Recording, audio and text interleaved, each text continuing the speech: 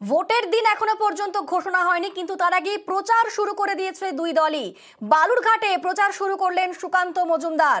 বালুরঘাটের BJP প্রার্থী সুকান্ত মজুমদার প্রার্থী ঘোষণা হওয়ার পরে আজই জেলায় সুকান্ত।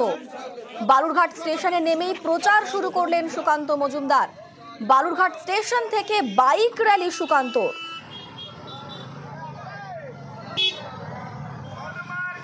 ভোটের দিনক্ষণ ঘোষণা না হলেও ইতিমধ্যেই কোমর বেঁধে একেবারে মাঠে নেমে পড়েছে দুই দলই। বিভিন্ন জায়গায় দেওয়াল লিখন শুরু হয়েছে, জনসংযোগ শুরু হয়েছে। আর দেখছেন বালুরঘাটের ছবি। প্রার্থী ঘোষণা হওয়ার পর আজ জেলায় আজকে সুকান্ত মজুমদার পৌঁছে গেলেন। বালুরঘাট স্টেশনে নেমে প্রচার শুরু করলেন তিনি। একেবারে বাইক র্যালি সুকান্ত মজুমদারের।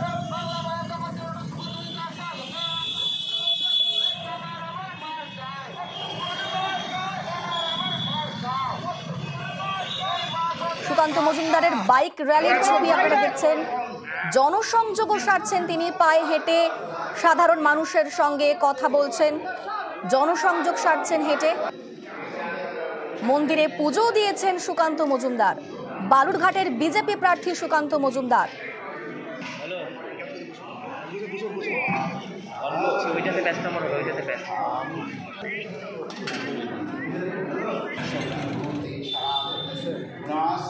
বালুরঘাট স্টেশন থেকে বাইক র্যালি করেন সুকান্ত মজুমদার।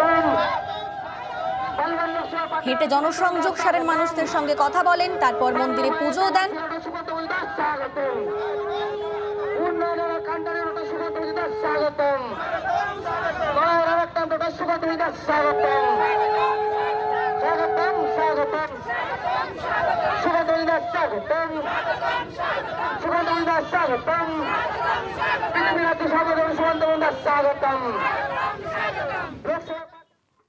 এই লোকসভার মানুষের কাছে আসতে পেরে আবার নিজের ঘরে ফেরার যে আনন্দ প্রত্যেকটি মানুষেরই থাকে, সেই আনন্দকে উপভোগ করছি এবং মানুষের প্রতি বিশ্বাস আছে, নিজের কাজের প্রতি বিশ্বাস আছে। মানুষ যেভাবে আশীর্বাদ দিয়ে পাঠিয়েছে, দেখুন ইস্যু হচ্ছে নরেন্দ্র মোদীর নেতৃত্বে উন্নয়ন। উনি দীর্ঘদিনের রাজনীতিবিদ, ওনাকে আমরা ওনার বয়সের জন্য সম্মান করি, কিন্তু বিষয়টি হচ্ছে উনি একমাত্র মন্ত্রী ছিলেন এই জেলা।